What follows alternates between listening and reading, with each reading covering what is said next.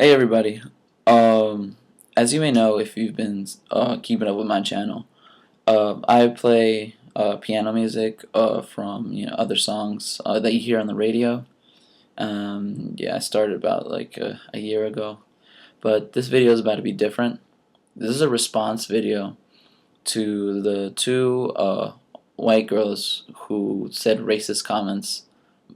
They're from Arizona, made racist comments about Mexicans and Latinos. And I watched the video. Did as many people agree with me, it was very ignorant of them to do that. Um,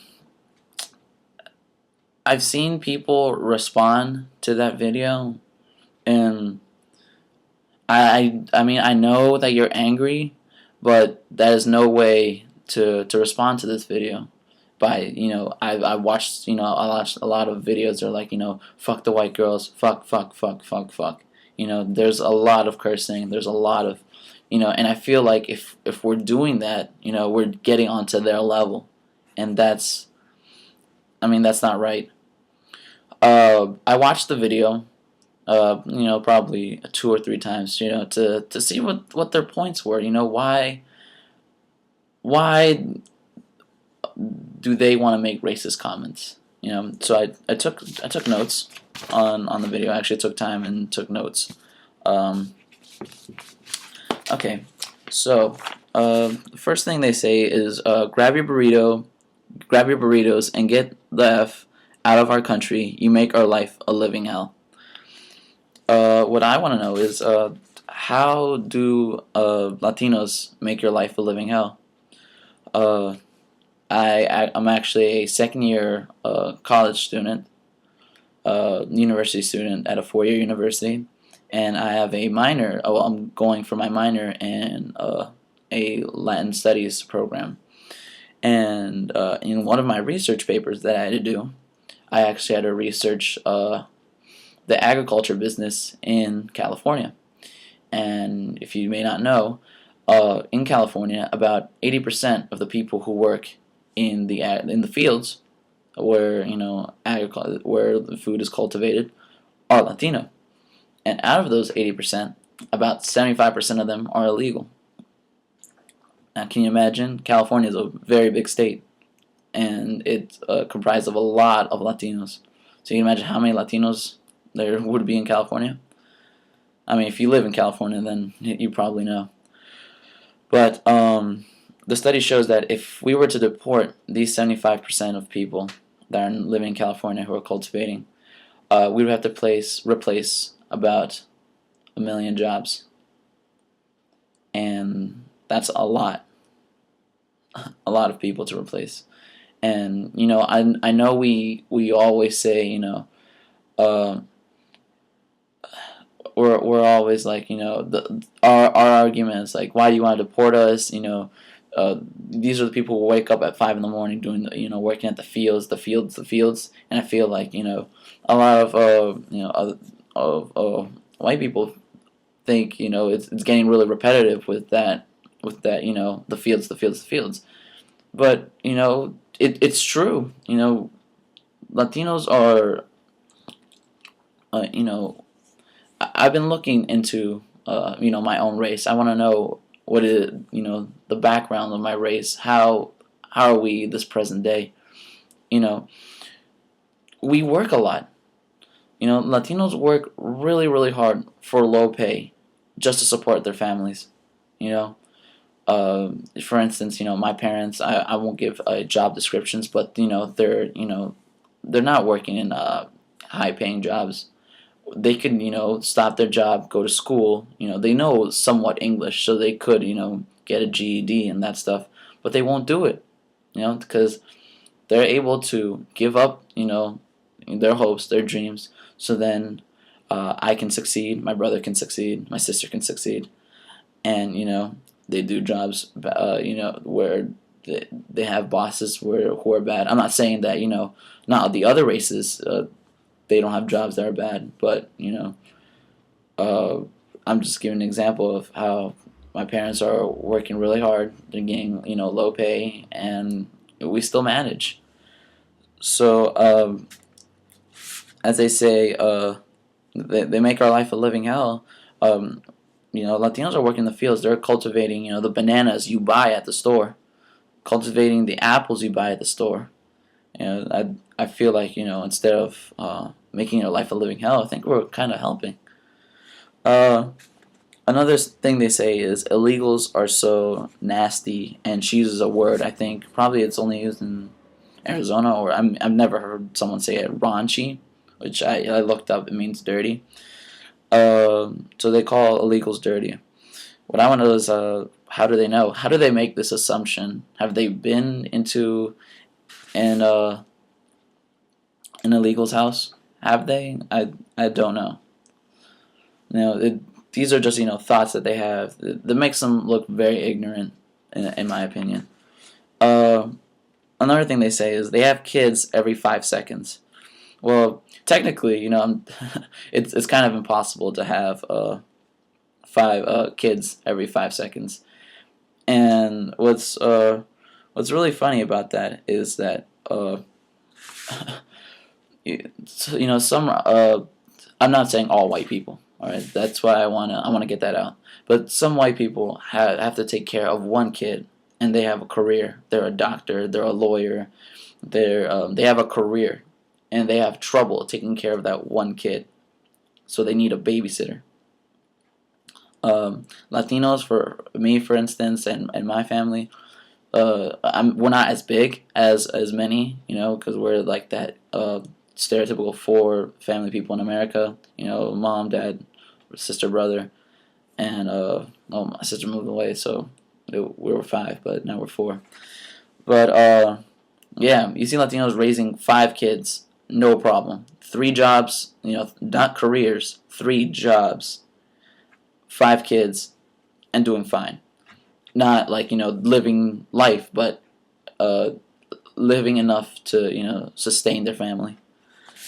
Another thing they say is go back to effing Mexico, get your green card like everyone else. First of all, not everybody who's Latino is from Mexico. Uh, I just want to point that out. Yeah. I feel like every race does that. We do that too. We think every Asian person is Chinese. That's why all your parents Latinos they call them Chino. They all say so they say go back to FM Mexico, get your green card. Uh, do you know how easy it is to get your green card? It's very hard, and sometimes Latinos apply for green cards. I know I've had cousins who've applied for green cards and they don't get them. The U.S. is has limited green cards because they don't just give it to everybody. And they say that it's just it's how hard can it be? Just get your green card and stay here. It's not that easy. For thank God, I'm a U.S. citizen. My parents took the naturalization test. They're citizens.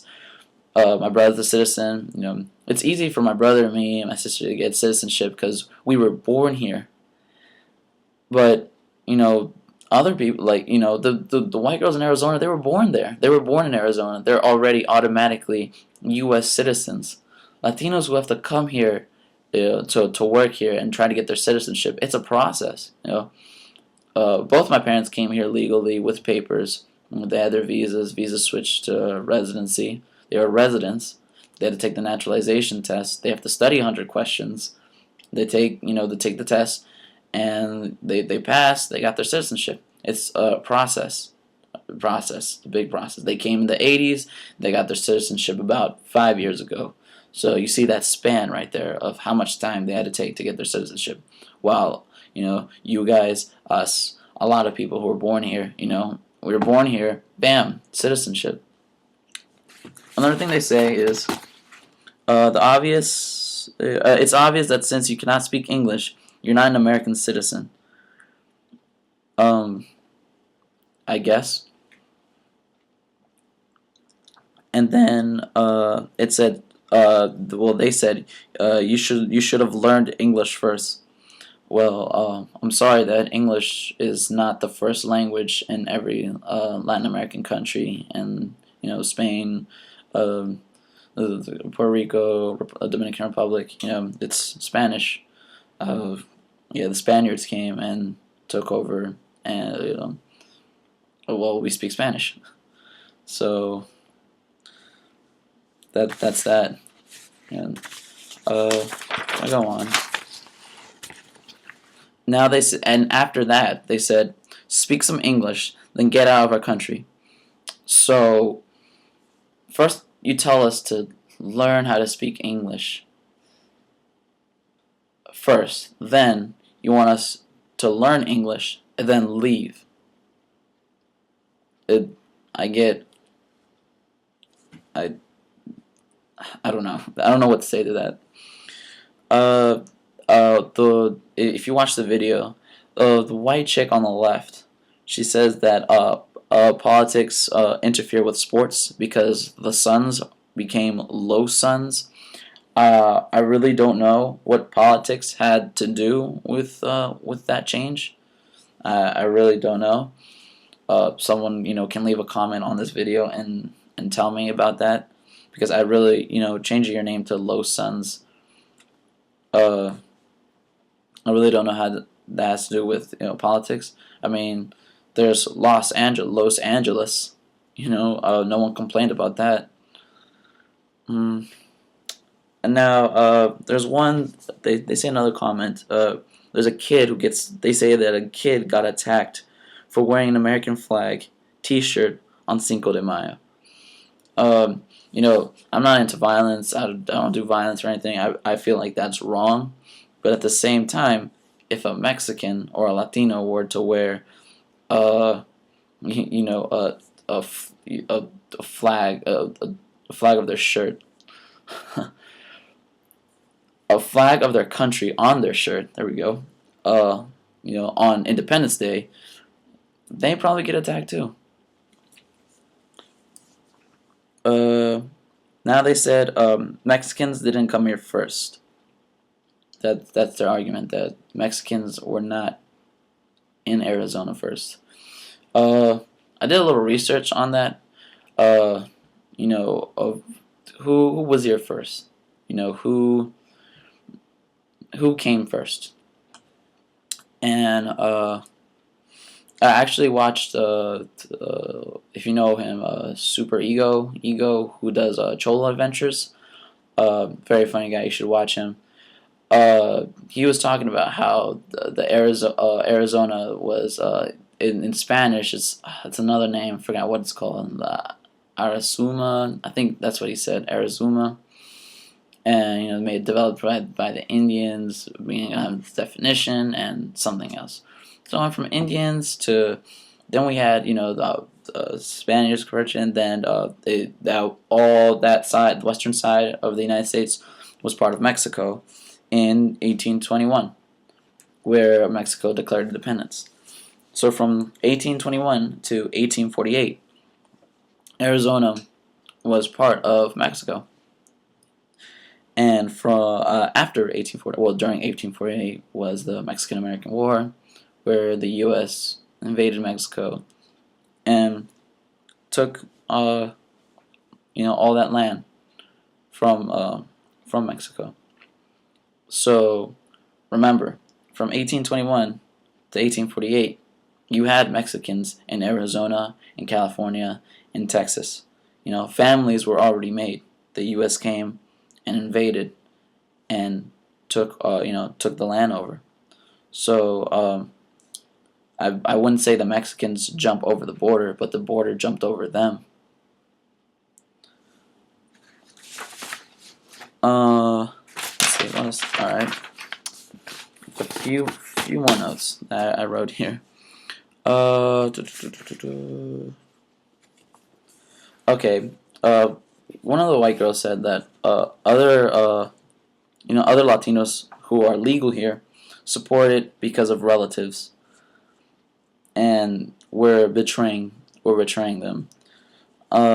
That's not necessarily true. It can be for some cases, but as you know, the laws that are happening in Arizona and Alabama, the police have the right to stop people who look illegal. And what is that case? Tan man, I just shaved my mustache, but who has a mustache, a beard, uh, has a hat that looks like a sombrero of some sort, and or speaks Spanish, looks Latino. They stop us. I am a description of an illegal to Arizona and to Alabama. I could get stopped just for the way I look. Racial profiling, maybe. Let's see. They also said my friend saw 7 illegal immigrants in their backyard. Maybe they were cutting your grass. They probably were. Cheaper too. Now they give a script. They give a description of how they think illegals look like, or what they do. 1. If it looks like you don't have a car, that's what it said. So if you look like you don't have a car, you're an illegal. How do you look like you don't have a car? It's like, how do you look like you don't have a phone or a TV? Or next, you wear shitty ass clothes. So if you wear shitty ass clothes, you're an illegal. So all the homeless people, all the unemployed people, you're bringing now all races into this, because now you're saying people wear shitty ass clothes. I'm not saying. I mean, I have. Some poor people don't have the best clothes. I feel like they would put that as shitty ass clothes under their category. But you're putting in poor people. You're putting in all these homeless people who don't afford, to have, the clothes on their back, the clothes on the backs that we have. And now they said you have a gallon of water over your shoulder. First of all, I've never seen a Latino carry a gallon of water over their shoulder, because a gallon of water is not that big. You can hold it with your hand. Latinos usually carry pan, tortillas on their head. I know in Guatemala we don't need to carry it on the shoulder. Carry it on our head and not drop anything, which I think is really amazing. So if you have a gallon of water over your shoulder, you're considered an illegal. Yeah. Then this is what hits me the most, but I'm not gonna talk as much because religion is a very controversial issue, especially with everybody. But they said, "F you, Jesus." They say,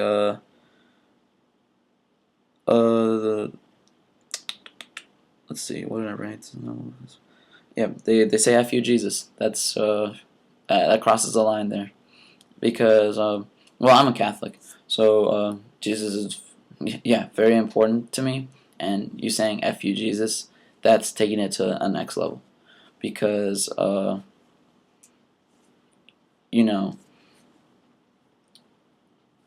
everybody has the right to express their religion. I express Catholicism. I believe in Jesus. He's our Savior. I respect other religions, so I would never talk bad about another religion. Now you cursing, the guy who I have faith that you're cursing him out. That's crossing the line right there, and has nothing to do with illegal immigrants whatsoever. Now they say, hope you get crucified and burned. Hope you get crucified and burned.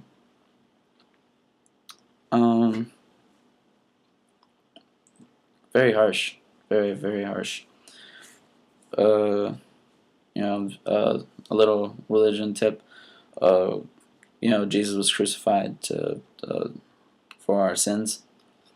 And yeah. I mean, he wasn't burned, but he was crucified. He died for us, and you saying "f you" to that.